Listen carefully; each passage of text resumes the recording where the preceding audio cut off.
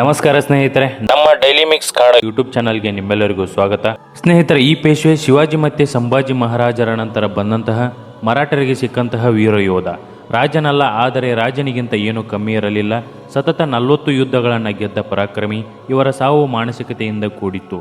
ಈ ವೀರನ ಜೀವನದಲ್ಲಿ ಒಬ್ಬಳು ಮುಸ್ಲಿಂ ಹುಡುಗಿ ಬಂದು ಏನೆಲ್ಲ ಆಯಿತು, ಹೇಗಿದ್ದ ವೀರ, ಹೇಗಾದ ಅನ್ನೋದನ್ನ ಈ ಒಂದು ವಿಡಿಯೋದಲ್ಲಿ ನೋಡೋಣ. ಸ್ನೇಹಿತರೆ, ವಿಡಿಯೋನ ಮಿಸ್ ಮಾಡದೆ ಕೊನೆವರೆಗೂ ನೋಡಿ. ಸ್ನೇಹಿತರೆ, ಮಾಹಿತಿ ಕ್ಲಿಯರ್ ಆಗಿ ಅರ್ಥ ಆಗೋ ರೀತಿ ನೋಡ್ತಾ ಹೋಗೋಣ. ಹಿಂದಿನ ವಿಡಿಯೋದಲ್ಲಿ ಸಂಭಾಜಿ ಔರಂಗಜೇಬನಿಗೆ ಸೆರೆ ಸಿಕ್ಕು ಏನೆಲ್ಲ ಆಯಿತು ನೋಡಿದ್ವಿ. ಇನ್ನು ಯಾರು ಆ ಒಂದು ವಿಡಿಯೋನ ನೋಡಿಲ್ಲ, ಡಿಸ್ಕ್ರಿಪ್ಷನ್ ಅಲ್ಲಿ ಲಿಂಕ್ ಇದೆ ನೋಡಿ. ಸಂಭಾಜಿ ಮಹಾರಾಜರನ್ನ ಸೆರೆ ಹಿಡಿದಾಗ ಅವರ ಮಗ ಮೊದಲನೆಯ ಸಾಹೋವನ್ನ ಕೂಡ ಔರಂಗಜೇಬ ಬಂಧಿಸಿದ್ದ. 1707ರಲ್ಲಿ ಬಿಡುಗಡೆಯಾದ ನಂತರ ಸಾಹೋವನ ರಾಜ್ಯಭಾರ ಶುರುವಾಯಿತು. ಛತ್ರಪತಿ ಸಾಹು 1713ರಲ್ಲಿ ಪೇಶ್ವೆಯಾಗಿ ಬಾಲಾಜಿ ವಿಶ್ವನಾಥರನ್ನ ನೇಮಕ ಮಾಡ್ತಾರೆ. ಈ ಒಂದು ಘಟನೆ ಮರಾಠ ರಾಜ್ಯದ ಇತಿಹಾಸವನ್ನ ಬದಲಿಸಿತು. ಪೇಶ್ವೆ ಅಂದ್ರೆ ಮುಖ್ಯಮಂತ್ರಿ, ಮಂತ್ರಿಗಳ ಒಕ್ಕೂಟದ ನಾಯಕ. ಛತ್ರಪತಿ ಸಾಹು ಮಹಾರಾಜರ ಆಳ್ವಿಕೆಯಿಂದ ಬ್ರಿಟಿಷರ ಆಳ್ವಿಕೆವರೆಗೆ ರಾಜನಿಗಿಂತ ಪೇಶ್ವೆಗಳೇ ಪವರ್ಫುಲ್ ಆಗ್ತಾರೆ. ಒಬ್ಬರಾದ ಮೇಲೆ ಒಬ್ಬ ಪವರ್ಫುಲ್ ಪೇಶ್ವೆ ಬಂದು ಮೊಘಲರನ್ನ ಹಿಗ್ಗಾಮುಗ್ಗ ಹೊಡಿತಾರೆ. ಇವತ್ತು ಅಂತಹ ಪವರ್ಫುಲ್ ಪೇಶ್ವೆ ಸತತವಾಗಿ 40 ಯುದ್ಧಗಳನ್ನ ಗೆದ್ದ ಮೊದಲನೇ ಬಾಜಿರಾವ್ ಬಗ್ಗೆ ನೋಡೋಣ. ಛತ್ರಪತಿ ಸಾಹುವಿನ ರಾಜ್ಯ ದರ್ಬಾರಿನಲ್ಲಿ ಪೇಶ್ವೆ ಬಾಲಾಜಿ ವಿಶ್ವನಾಥರ ಮರಣದ ನಂತರ ಬೆಳಕಿನ ಕಿರಣವಿಲ್ಲದೆ ಸೂರ್ಯ ಅಪೂರ್ಣ, ತಂಗಾಳಿ ಇಲ್ಲದೆ ಗಾಳಿ ಅಪೂರ್ಣ, ಅದೇ ರೀತಿ ಮಂತ್ರಿ ಇಲ್ಲದೆ ರಾಜ ಕೂಡ ಅಪೂರ್ಣ ಎಂದು ಛತ್ರಪತಿ ಸಾಹು ಹೇಳುತ್ತಾರೆ. ಮುಂದಿನ ಪೇಶ್ವೆಯಾಗಲು ಯಾರು ಆ ಎಲ್ಲ ಅರ್ಹತೆಗಳನ್ನು ಹೊಂದಿದ್ದಾರೆ ಮತ್ತೆ ಅದಕ್ಕೆ ಎಲ್ಲರ ಸಮ್ಮತವಿರಬೇಕು ಎಂದು ಛತ್ರಪತಿ ಸಾಹು ಕೇಳುತ್ತಾರೆ. ಆಗ ಕೆಲವು ಪಂತ್ ಪ್ರತಿನಿಧಿಗಳು ನನಗೆ ಪೇಶ್ವೆಯಾಗಲು ಅರ್ಹತೆ ಇದೆ, ನನಗೆ ಪೇಶ್ವೆಯಾಗಲು ಅರ್ಹತೆ ಇದೆ ಎಂದು ಎದ್ದು ನಿಂತು ಹೇಳ್ತಾ ಇರ್ತಾರೆ. ಆದರೆ ಅದಕ್ಕೆ ಎಲ್ಲರ ಸಮ್ಮತವಿರುವುದಿಲ್ಲ. ಮತ್ತೊಬ್ಬ ಪಂತ್ ಪ್ರತಿನಿಧಿ ಎದ್ದು ನಿಂತು ಈ ಪೇಶ್ವೆ ಸ್ಥಾನಕ್ಕೆ ಸರಿಯಾದ ಸೂಕ್ತವಾದ ಮರಾಠ ಸಾಮ್ರಾಜ್ಯವನ್ನು ಮುನ್ನಡೆಸುವ ಎಲ್ಲ ರೀತಿಯ ಅರ್ಹತೆಯನ್ನು ಹೊಂದಿರುವ ವ್ಯಕ್ತಿ ಬಾಜಿರಾವ್ ಎಂದು ಹೇಳುತ್ತಾನೆ.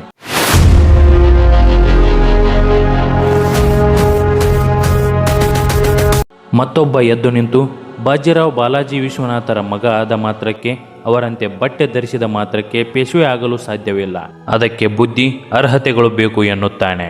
ಅದಕ್ಕೆ ಬಾಜಿರಾವ್ ಎದ್ದು ನಿಂತು ಪ್ರತ್ಯುತ್ತರವಾಗಿ ನನಗೆ ಪೇಶ್ವೆ ಆಗುವ ಎಲ್ಲ ಅರ್ಹತೆಗಳು ಇವೆ, ಬೇಕಿದ್ದಲ್ಲಿ ಪರೀಕ್ಷಿಸಬಹುದು ಎಂದು ಹೇಳುತ್ತಾನೆ. ಬಾಜಿರಾವ್ನನ್ನು ಹಲವು ರೀತಿಯಲ್ಲಿ ಪರೀಕ್ಷೆ ಮಾಡಿದಾಗ ಬಾಜಿರಾವ್ನ ಶಕ್ತಿ ಸಾಮರ್ಥ್ಯಗಳನ್ನು ಕಂಡು ಅಧಿಕೃತವಾಗಿ ಛತ್ರಪತಿ ಸಾಹು ಬಾಜಿರಾವ್ನನ್ನ ಪೇಶ್ವೆಯಾಗಿ ಮಾಡುತ್ತಾರೆ. ಇದರಿಂದ ಬಾಜಿರಾವ್ ಪತ್ನಿ ಕಾಶಿ, ತಾಯಿ ಮತ್ತೆ ಇಡೀ ರಾಜ್ಯವೇ ಸಂತೋಷ ಪಡುತ್ತದೆ. ಮತ್ತೆ ರಾಜ್ಯ ರಾತ್ರಿಯಲ್ಲಿ ದೀಪದ ಬೆಳಕಿನಿಂದ ಕಂಗೊಳಿಸುತ್ತದೆ. ಬಾಜಿರಾವ್ ಪೇಶ್ವೆಯಾಗಿ ಸಂಭಾಜಿ ಶಿವಾಜಿಯಂತೆ ಮೊಘಲರ ವಿರುದ್ಧ ಹಲವಾರು ಯುದ್ಧಗಳನ್ನು ಮಾಡುತ್ತಾನೆ. ಬಾಜಿರಾವ್ ಮಾಡಿದಂಥ ಎಲ್ಲ ಯುದ್ಧಗಳಲ್ಲಿ ವಿಜಯಶಾಲಿಯಾಗುತ್ತಿರುತ್ತಾನೆ.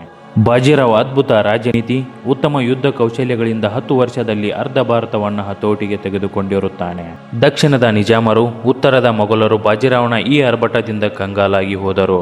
ಪುಣೆಯಲ್ಲಿ ಅದ್ಭುತವಾದಂತಹ ಶನಿವಾರವಾಡಿ ಎಂಬ ಭವ್ಯ ಕೋಟೆಯನ್ನ ಬಾಜಿರಾವ್ನ ಬಲಗೈ ಬಂಟ ಸೀಮಾಜಿ ನಿರ್ಮಿಸಿದ. ಹೀಗೆ ಒಂದು ದಿನ ಬಾಜಿರಾವ್ ಮೊಘಲರ ವಿರುದ್ಧ ಯುದ್ಧ ತಂತ್ರ ಮಾಡುವಾಗ ಬಾಜಿರಾವ್ನ ಸೈನಿಕರನ್ನ ಹೊಡೆದು ಮುಖಕ್ಕೆ ಕವಚ, ಮೈಮೇಲೆ ಕವಚ ಧರಿಸಿದ ಸೈನಿಕ ಕತ್ತಿ ಹಿಡಿದು ಬಾಜಿರಾವ್ನ ಹತ್ತಿರ ಬರುತ್ತಾನೆ. ಬಾಜಿರಾವ್ ಅವನಿಗೆ ಹೊಡೆಯುತ್ತಾನೆ. ಬಿದ್ದ ಆ ಸೈನಿಕನ ಮುಖ ಕವಚ ಕಳಚಿತು. ಅದು ಸೈನಿಕನಲ್ಲ, ಬುಂಡಲ್ಖಂಡ್ ಛತ್ರಸಾಲ ರಾಜನ ಮಗಳು ಮೊಹಮ್ಮದ್ ಬಾಂಗ್ಶಾ ಬುಂಡಲ್ಖಂಡ್ ಕೋಟೆಯನ್ನ ಸುತ್ತುವರೆದಿರುತ್ತಾನೆ.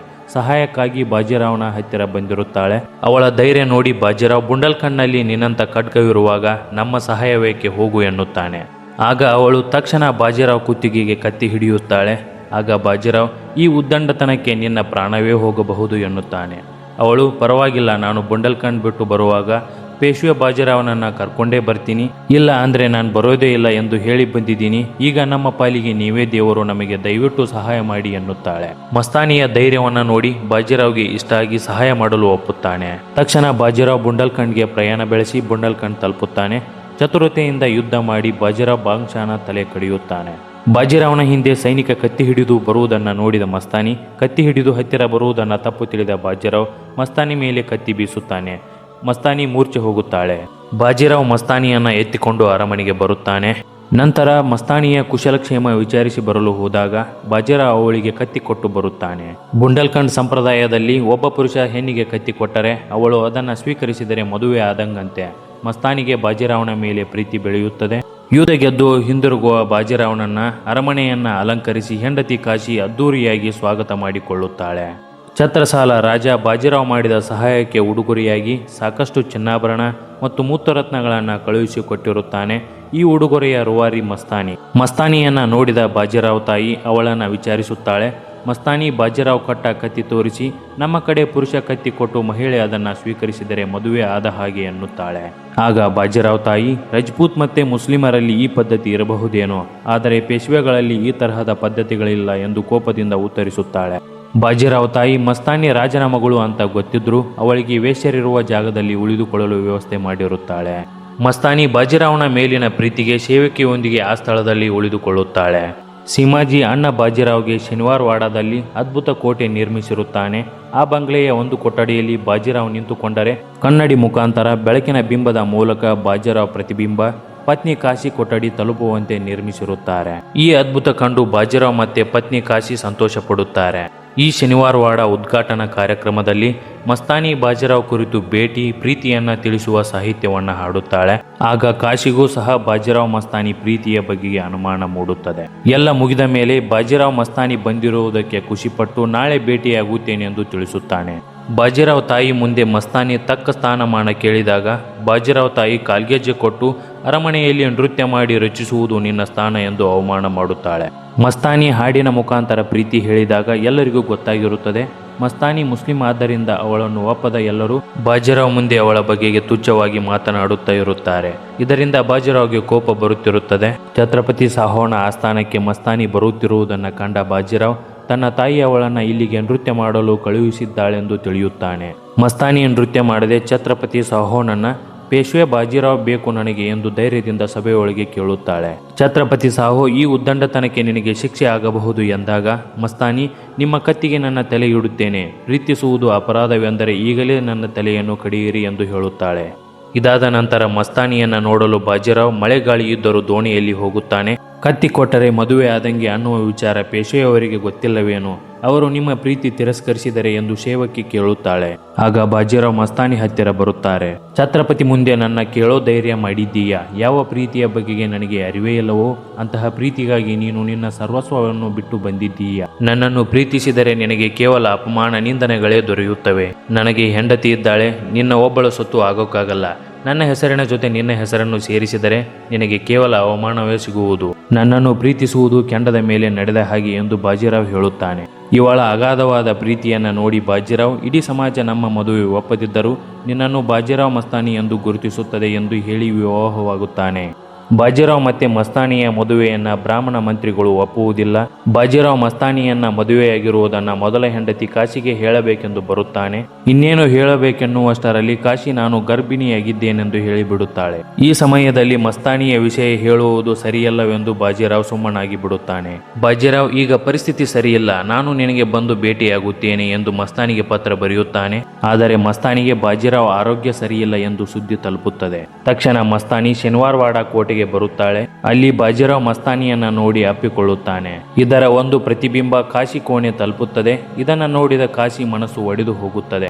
ಹೀಗೆ ದಿನಗಳು ಕಳೆದು ಕಾಶಿಗೆ ಮಗುವಾಗುತ್ತದೆ. ಇತ್ತ ಮಸ್ತಾನಿಗೆ ಹೆರಿಗೆ ನೋವು ಕಾಣುತ್ತದೆ. ಯಾರು ಆಕೆಯ ಸಹಾಯಕ್ಕೆ ಬರುವುದಿಲ್ಲ. ಸ್ವತಃ ಬಾಜಿರಾವ್ ಹೆರಿಗೆ ಮಾಡುತ್ತಾರೆ. ಇಬ್ಬರಿಗೂ ಕೂಡ ಗಂಡು ಮಗುವಾಗಿರುತ್ತದೆ. ಕಾಶಿ ಮಗನಿಗೆ ನಾಮಕರಣ ಮಾಡುತ್ತಾರೆ. ಆದರೆ ಮಸ್ತಾನಿ ಮಗನಿಗೆ ಬ್ರಾಹ್ಮಣರು ನಾಮಕರಣ ಮಾಡದೆ ನಿಂದನೆ ಮಾಡುತ್ತಾರೆ. ಇದರಿಂದ ಬಾಜಿರಾವ್ ಮತ್ತೆ ಮಸ್ತಾನಿಗೆ ತುಂಬಾ ನೋವಾಗುತ್ತದೆ. ಹೀಗೆ ದಿನಗಳು ಕಳೆದು ಇಬ್ಬರು ಮಕ್ಕಳು ದೊಡ್ಡವರಾಗುತ್ತಾರೆ.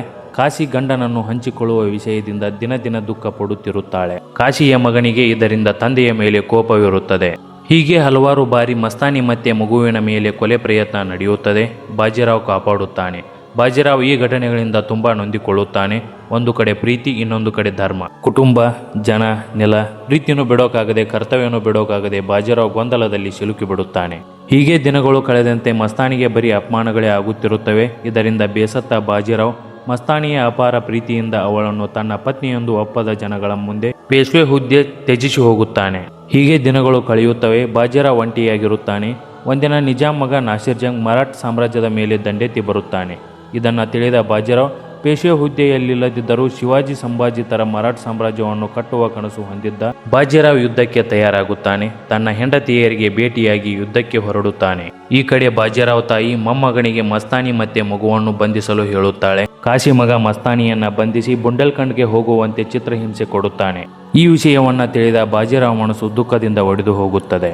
ಬಾಜಿರಾವ್ ಕುದುರೆ ಹತ್ತಿ ನಾಸಿರ್ ಜಂಗ್ ಸೈನ್ಯದ ಎದುರು ಕೋಪದಿಂದ ಒಬ್ಬನೇ ಹೋಗುತ್ತಾನೆ. ಆ ಬೃಹತ್ ಸೈನ್ಯದ ಎದುರು ಒಬ್ಬನೇ ಬರುವುದನ್ನು ಕಂಡ ನಾಸಿರ್ ಜಂಗ್ ಗಾಬರಿಯಾಗುತ್ತಾನೆ. ಬಾಜಿರಾವ್ ಯುದ್ಧ ಭೂಮಿ ಬಿಟ್ಟು ಹೋದರೆ ಕರ್ತವ್ಯಕ್ಕೆ ದ್ರೋಹವಾಗುತ್ತದೆ. ಒಂದು ಕಡೆ ಪ್ರೀತಿ ಬಂಧನದಲ್ಲಿದೆ, ಏನು ಮಾಡಬೇಕೆಂದು ತೋಚದೆ ಬಾಜಿರಾವ್ ದುಃಖ ಮತ್ತು ಕೋಪದಿಂದ ನಾಸಿರ್ ಜಂಗ್ ಸೈನ್ಯದ ಮೇಲೆ ಒಂಟಿಯಾಗಿ ಬಂದು ಹೋರಾಡುತ್ತಾನೆ. ವೀರಾವೇಶದಿಂದ ಹೋರಾಡಿ ಬಾಜಿರಾವ್ ಯುದ್ಧದಲ್ಲಿ ಗೆಲ್ಲುತ್ತಾನೆ. ನಂತರ ಯುದ್ಧದಲ್ಲಿ ಆದ ಅಪಾರ ಗಾಯಗಳಿಂದ ಬಾಜಿರಾವ್ ಕುಸಿದು ಬೀಳುತ್ತಾನೆ. ಎಷ್ಟೇ ಚಿಕಿತ್ಸೆ ನೀಡಿದರೂ ಬಾಜಿರಾವ್ ಗುಣಮುಖವಾಗಲಿಲ್ಲ, ಏಕೆಂದರೆ ಬಾಜಿರಾವ್ ಮಾನಸಿಕವಾಗಿ ತುಂಬಾ ಕುಗ್ಗಿ ಹೋಗಿರುತ್ತಾನೆ. ಬಾಜಿರಾವ್ ಕತ್ತಿ ಹಿಡಿದು ಎದ್ದು ಭ್ರಮೆಯಲ್ಲಿ ಸೈನ್ಯ ಇದೆ ಎಂದು ಬಹಳ ಸಮಯ ಕಾಲ ಕತ್ತಿ ಬೀಸುತ್ತಾನೆ. ಇದೆಲ್ಲ ಆಗುತ್ತಿರುವುದು ಬಾಜಿರಾವ್ ಸಾವು ಹತ್ತಿರ ಬಂದಿರುವುದನ್ನು ಸೂಚಿಸುತ್ತದೆ. ಮಾನಸಿಕವಾಗಿ ಕುಗ್ಗಿದ ಬಾಜಿರಾವ್ ಭ್ರಮೆಯಿಂದ ಕತ್ತಿ ಬೀಸುತ್ತಾ ಪ್ರಾಣ ಬಿಡುತ್ತಾನೆ. ಇವರ ಪವಿತ್ರ ಪ್ರೀತಿಗೆ ಧರ್ಮ ಅಡ್ಡಿ ಬಂದು ಬಾಜಿರಾವ್ ಮಸ್ತಾನಿ ಜೀವನ ನರಕವಾಗುತ್ತದೆ. ಯಾವ ಮರಾಠರಿಗೋಸ್ಕರ ಧರ್ಮ ಯುದ್ಧ ಮಾಡ್ತಿದ್ನೋ ಆ ಧರ್ಮದ ಕಟ್ಟುಪಾಡುಗಳೇ ಬಾಜಿರಾವ್ಗೆ ಇಂತಹ ಸಾವು ತಂದು ಕೊಟ್ಟಿತು.